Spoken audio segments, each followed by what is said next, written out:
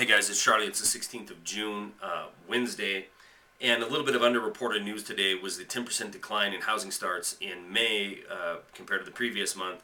You know why the housing starts fell, and so do I. It's because the end of the $8,000 gimmick that was already extended one time for first-time home buyers. And no matter how you slice this, it's a bailout. It's a continuing bailout for the banks. You know, it's keeping the housing bubble somewhat inflated and trying to put a floor under the imploding housing markets by offering, enticing, luring, baiting people into coming in and buying homes with an $8,000 gimmick. You know, who are they want to come on before the cameras and before the microphones and talk about they're doing this for the people of the country.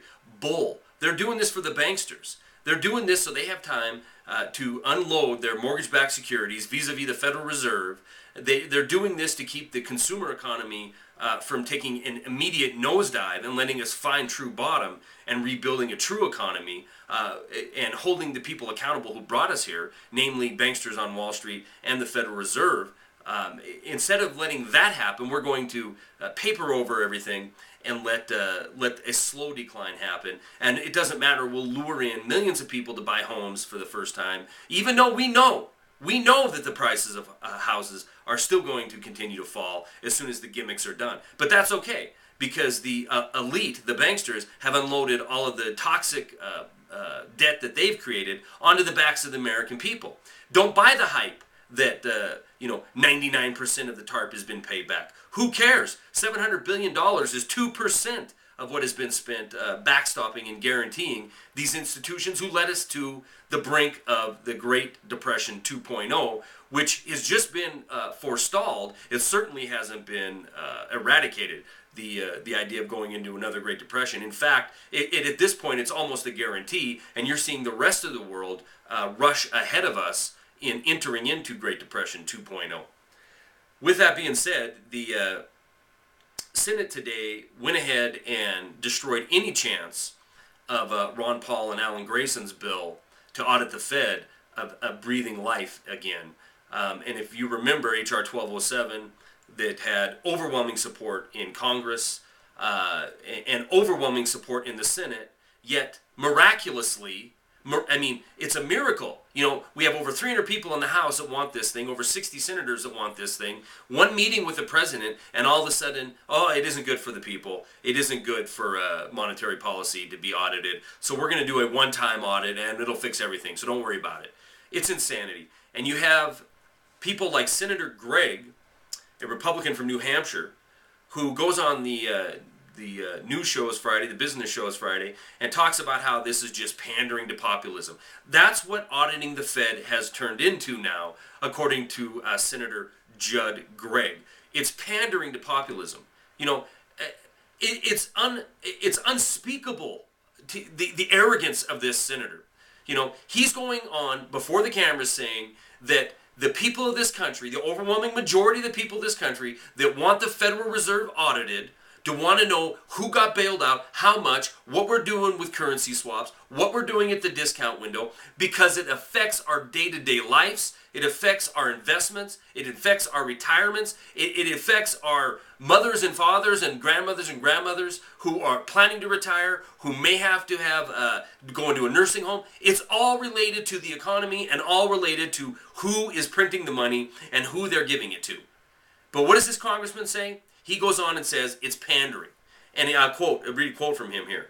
For the Congress to get into monetary policy is absolutely inexcusable. We can't handle fiscal policy, but now we want to manage monetary policy? One of the great strengths of our nation, and this makes me sick to read this is a U.S. senator, one of the great strengths of our nation is an independent Fed. And the idea coming out of the House, which is just populist fervor, is absolutely wrong and would do fundamental damage to our system of monetary policy. This is a U.S. senator saying that for Congress to be involved in monetary policy is just wrong. Now, he's a senator, so I'm sure he's read this, the very simple, not multi-thousand-page piece of legislation. This is the 4-page Constitution, and Article 1, Section 8 specifically says Congress shall have the right to issue currency, to issue coin, and determine the value thereof. Yet Senator Gregg, in his wisdom, he's going to throw out what the forefathers demanded and insisted upon and agreed upon in our Constitution and say it is just populist fervor that we want to look at monetary policy by the Federal Reserve. Well, one of the guys who wrote that 4-page document, Thomas Jefferson, he absolutely saw the handwriting on the wall when it came to central banks and what it would do to the country.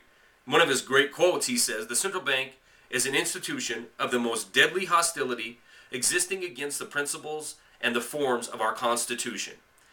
He goes on to say, "If the American people allow private banks to control the issuance of their currency, first by inflation, then by deflation, the banks and the corporations that will grow up around them will deprive the people of all their property until the children will wake up homeless on a continent their forefathers conquered."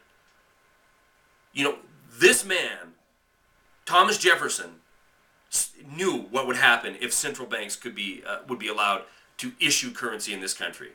And in 1913, with the Federal Reserve Act, this is exactly what has led to where we are now. Yet we have senators, esteemed senators, telling you, shut up. Your popular fervor. You don't need to know. Our greatest strength is our central bank. How much trouble are we in, guys, when you have senators going on television shows basically telling you it's none of your business? We don't even know the half of the trouble we're in. Hold on. That's all I got.